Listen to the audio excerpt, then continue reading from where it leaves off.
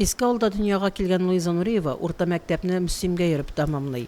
Шуңа күрә дә чаңгысын шуарга, йөгерергә дә туры килә аңа.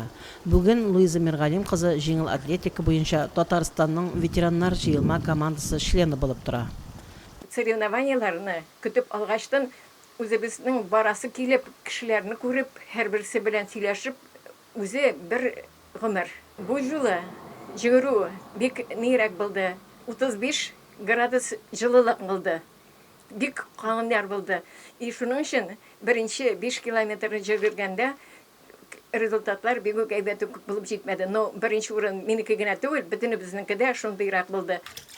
Җәйге ялларын гадәттә туган авылы Иске авылда үткәрергә ярата ул. Быел да ярышлардан кайту белән туган авылына кайткан. Биредә дә үзенең шөгыльләнүен туктатмый спортчы. Һәр көнне Иске авылдан Мөслимгә таба йөгерүче ханымны күрсәгез, ул 73 яшьлек Иске авыл кызы Нуриева Луиза Миргалим кызы булар.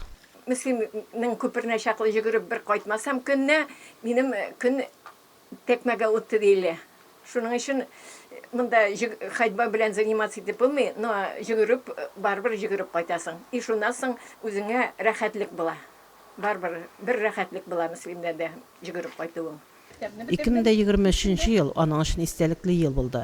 Иске авыл кызы Нуриева Луиза Миргалим кызы Россиянең 2023 елгы җәйге чемпионатында Россия рекордын куйды. Аның күкрәген бүген алтын медальләр бизи. Уңышларың дәвамлы булсын, Луиза апа. Фәридә Гаентинова, Динар Нуретдинов, Мөслим телевидениесе.